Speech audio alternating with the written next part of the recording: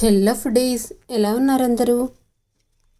ఇవాళ మెంతి కూర అలాగే పాలకూర కొత్తిమీర వేసి పప్పు ప్రిపేర్ చేస్తున్నానండి.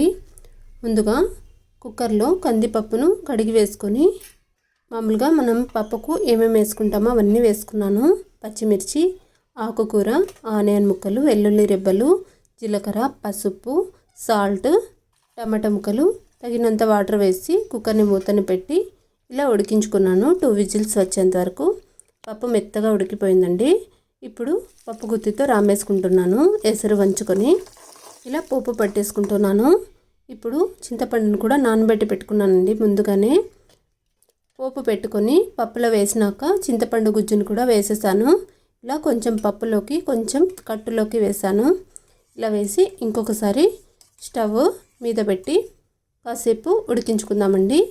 అంతేనండి, ఈజీగా టేస్టీగా పప్పు రెడీ.